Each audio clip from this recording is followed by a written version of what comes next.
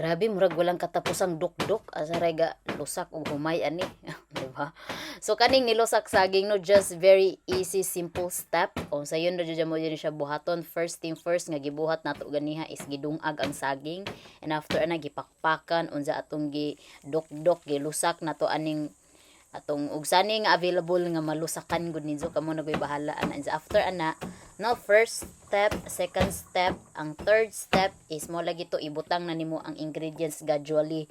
So katong kinagod nga lubi, kamay ug sani nga ingredients nga gusto nimong matilawan sa imong nilusak, but that's for me, that's my ingredients, o diba? And after na ang ikaupat is imong hulmahon ang imuhang nilusak nga saging.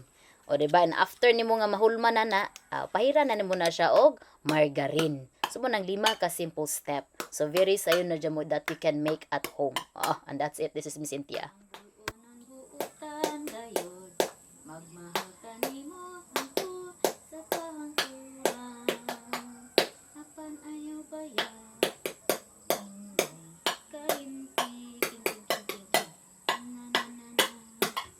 magpadili-dili labi na gayon sa palakiro ulitaw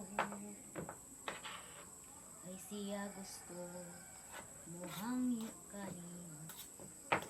Ay kung ikaw inday mangitag pamanhon, siguro abaya inday ang bulano.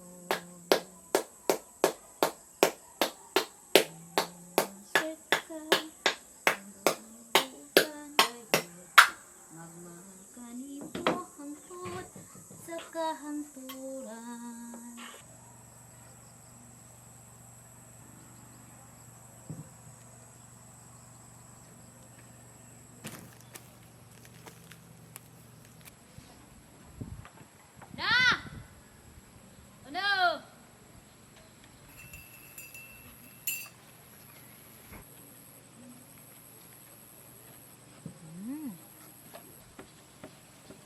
Kaya basig mabungkag.